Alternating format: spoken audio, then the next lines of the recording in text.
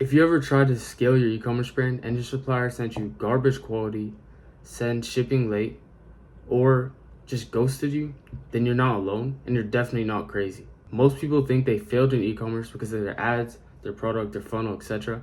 But it can really come down to an unreliable supplier. No one teaches you how to actually find good ones, how to vet to them, how to talk to them, and how to actually grow with a real supplier. When you skip this part, then you get long shipping times, trash quality products, and you have no control of when you're able to distribute products to your customers. In this video, I'm going to be breaking down what literally nobody else is showing you. I'm going to show you how to find actual salt suppliers, where they are, and how to actually reach out to them, how to also score them so that you know who are the right suppliers you want to work with, and be able to build scalable systems that can work to help you make 6 and even 7 figures per month or per year.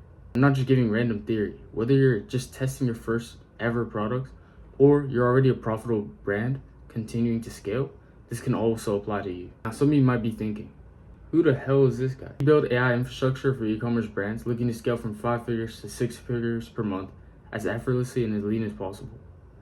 But with all that being said, let's get into it. First, let's start with where to actually find the right suppliers. So first, let's go through the supplier sources. We have AliExpress and Alibaba. AliExpress is okay for testing, but I wouldn't go for it long term due to product quality and other different reasons. But of course, you can test out for yourself. We have Alibaba, best for branded bulk orders / custom packaging, as they have a lot that you can get from. Niche directories like Seihu and Spocket, good for intermediate users, and they have a lot of supplier lists, but you still need to actually vet them manually. Then you can get some from social media like IG, TikTok, Facebook, which are great for scale. And you can just DM these sellers of similar products or reverse engineer agents from viral product accounts. So you can get people who already have products and actually find their suppliers pretty much and reach out to them as well. And then you can get community referrals in Reddit, Discord, Telegram, because they have many hidden gems in there. Honestly, I've seen some crazy good suppliers. Some can also be bad as well. Of course, you're gonna have to be able to know who's really the best, and I'll go through that later. You know, you can ask in niche product groups or dropshipping / ecom groups like Discord, for example, for vetted suppliers that others are also using. And then you can go to trade shows. That's a different level, right? But that's a pro move for some serious brands. You know, you can use shows like Canton Fair, virtual expos to meet real manufacturers and agents. Go through manufacturing code outreach. So search for actual factories, not resellers, on Alibaba, Google, Made in China, etc. Use structured cold email. Plus, you can ask for video tours and sample shipments before actually committing with a real supplier. Next, we have direct one-on-one with agent or supplier. This is actually the best for scale, so you can negotiate pricing, fulfillment, systems, and branded packaging all in one. So after you pretty much pick for where you want to search for, you pretty much have to manufacture the cold outreach with these different suppliers. And then the goal should be to have a one-on-one with an agent or supplier that you can actually speak to and create real trust with. But then after you pick your method, you need to find out how to pick the actual best supply. This is pretty much section 2 is all about. So first we go through product quality. You're going to get all these different sections like product quality, shipment time, communication, minimum order quantity, flexibility. And then we're going to pretty much score each section out of 10. And then we're going to take this total score to find out if it's ideal or not. So pretty much first, you should rate their customer reviews and ratings. You can give them 2 points if they do well here. And to make sure, just go through other product reviews consistently, at least like 4.5 stars plus. Of course, you don't want some bad quality products, as that can be a huge thing to ruin your brand and get a lot of chargebacks and etc. So next, sample inspection. Of course, you get 3 points for this. Order sample, is the material, stitching, packaging up standard, return defects. You know, you can also just give different points. These are just pointers to help you know how you're going to actually score the product quality, right? You can get differentiation potential, is to actually have branding or unique positioning, and compliance and safety, especially if you're running skincare, supplements, all those type of products, you're going to need some certifications. So make sure of that as well. Then shipment time, which is also extremely important. So average delivery time to main markets, for example, if you're a USA and EU, you should aim for maximum 10 days, ideal. 15 is also possible as well. No more than 2 weeks that's crazy. You're gonna definitely get complaints about that. Of course, you can get sample shipping speed, so just check if their samples arrive early, on time, etc. You can message them, or you can even see reviews to actually make sure of that. Next is order processing speed. How fast do they actually prepare orders after your payments? Of course, you can ask them all these things. These are all different things, so you can just make sure to check how good their shipping times are. And of course, are they consistent with tracking, etc. Next is communication. And of course, check how fast are they with replies. For example, if you have a problem with your brand, then you want to know that your suppliers are reliable and that you can communicate to them easily. And so check how fast they respond to time, their clarity in English as well, or whatever language you're speaking, if you speak French, German, etc. And then willingness to customize or negotiate. So are they able to do modifications, samples, test orders? Because you want to have room to actually be able to explore and test with your brand. Also, are they proactive? Do they actually give tracking, delay alerts, ideas, etc.? Are they actually working with you, or is this just another partnership for them? Next is the minimal order quantity. So low MOQ for test orders. For example, just for testing, can they supply 10 to 50 units potentially, or depending on how much you actually need? And are they also flexible with scaling? Are they open to ramping up volume if results are good? Are they able to even handle that scale? Maybe if it's a small fulfillment center, maybe not the best, etc. And no penalties on low orders. For example, will they let you trial with small batches without high fees? Custom branding threshold, how many units do you need for private labeling? So these are all things that you can use to scale or score their minimal order quantity. And next is flexibility. Can they actually handle influx? Can they fulfill on maybe 500, 1,000 units per month if needed, or depending on, of course, what level of scale you're at? Are they also willing to sign exclusive or ongoing terms? So are they open to contracts once you hit volume so that you can, of course, protect your brand?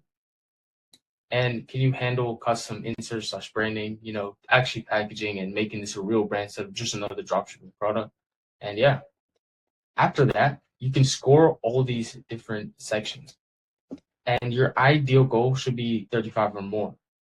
And pro tips are you can use plugins, review scrapers, check the refund rate, check sample photos, see the quality, and you can color code your top 3 suppliers based on total score. For example, you can open the Google Sheet, go through all the different suppliers you were checking out, color code and score them, and then rescore suppliers after sample run or first 100 orders. Use Now let's talk outreach. Here's how you can actually reach out to these different suppliers without looking like a complete amateur. Now we're going to go through section 3, and that's pretty much, of course, the template. So here's a brand owner email template, and these are the sections first, which is who you are plus what your brand actually does, projected monthly volume, different KPIs that are necessary for you, and interest in testing plus sample quality. So pretty much here's an example. You can say, hi, supplier name. I run an e-commerce store selling X product type. We're currently doing X orders per day or month and looking to scale. We're looking for a reliable supplier who can support consistent quality, fast shipping, and branded packaging, or whatever you specifically want. If this is a good fit, I'd love to discuss details and say, thanks, your name. It's pretty simple, right?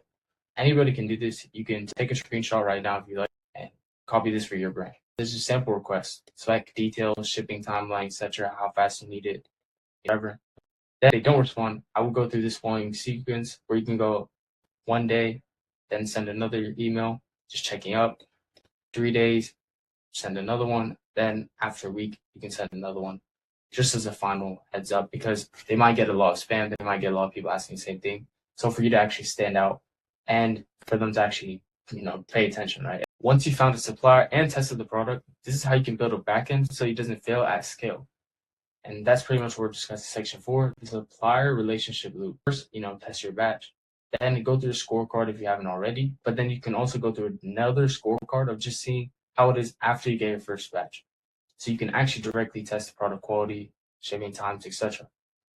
And then, of course, get feedback and make some improvements. If there are any that need to be done, then you can get a bigger batch. Once you're fully sure that you actually want to work with the supplier and everything's good, then make a contract. You can even find templates online. You can get ChatGPT or many others that you can just create this template with. And then make sure to sign it, of course, amongst both parties. and just everything will be far more streamlined and legal this way. Then continue orders and potential, you can talk about negotiating pricing, etc., commissions, and all that. You can go through the cycle repeatedly. If you have a new product, for example, you can go through this test batch again, scorecard. Look, I know this backend stuff is not sexy at all, but it's the only way to actually scale your brand without just blowing up, because you need a proper foundation. And I know it's probably not as good as scaling ROAS, freelance, Lansing, but most beginners fall apart because they don't have a proper foundation. Now, this leads me to section 5. Here's some common mistakes that a lot of brand owners make and the impact that has, as well as a fix so that you can avoid it or you can just stop it from continuing to hurt your brand. So first mistake is that you have a cheap bidder. This can just bring poor quality. So just vet properly. Of course, you need to make sure that our quality is good, because even if you have good marketing, even if you have good traffic, even if you get good conversions, even if you have good shipping times and it arrives, if it's bad, they're just going to want a refund. And you do not want that holds on your payments. Trust. Next is late shipment. This can bring 2 to 3 bad reviews. And of course, as you scale, you have a lot of bad reviews. This can be a super big problem. So build buffer times around the shipments. That way you can have more time so that you can actually ship accordingly and people won't get mad about it. But also just try and get a good supplier who can offer good shipping. Next is that you have no contract. This can be a legal issue that you do not want to end up dealing with. Just use an agreement. There are many templates online. Again, you can just create. Last biggest issue that a lot of e-commerce brands face is switching too often. And this is so detrimental because you're going to get inconsistent supply, even inconsistent quality of products, and you're going to be working with a whole new vendor every time. That's not really great to do because maybe they have different rates, maybe there's different percents of payments, etc. It's just not worth it. So you should just stick with one and train them over time on your offer, your products, and exactly what you need. Because you can, of course, reiterate at any time, and that's just far better. The thing is, you can't actually fix what you don't measure. So you need a proper backend and data that you can track everything that's happening in your business so you know what to improve. Next is the scale infrastructure. And pretty much here, what we're doing is 3PL onboarding for better logistics. If you want to switch from having someone else that's pretty much a third party, you can have a domestic 3PL for faster shipping, branded packaging, and automated order fulfillment. It's going to improve LTV, reduce refunds, and support scale because now you have somebody that's pretty much in-house or just working specifically for you. And next is CRM for shipping plus returns. So you can use different softwares like OGS or Zendesk to automate support, track fulfillment, and manage returns. And all this is, of course, essential for maintaining customer trust and reviews at scale. And you can also just manage everything. It's going to be far more streamlined.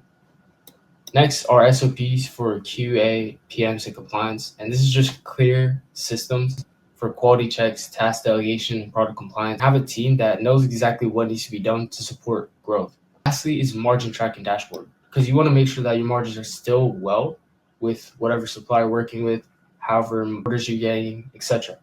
And you can use different softwares like Airtable, Sheets to track cost of goods, cost of acquisition, shipping, refunds, everything in real time to ensure profitability, of course, as you scale your ad spend, SKUs, etc. The best suppliers will literally give you better pricing over time, offer priority shipping, tip you about new winning products, and work with you on refunds. The truth is, a supplier isn't just a vendor. They're literally part of your infrastructure. And if you want to scale past 10K, 30K, 100K, and beyond per month, you need a proper supplier who can actually benefit your systems, not just another gamble. If you want help to actually build the right system and work with the right suppliers for your brand, head to highkick.biz, link in description, where we help brands scale by not just finding winning products, by scaling their ads, ops, fulfillment, and cost management. And of course, on that note, have a good one, and let's scale together.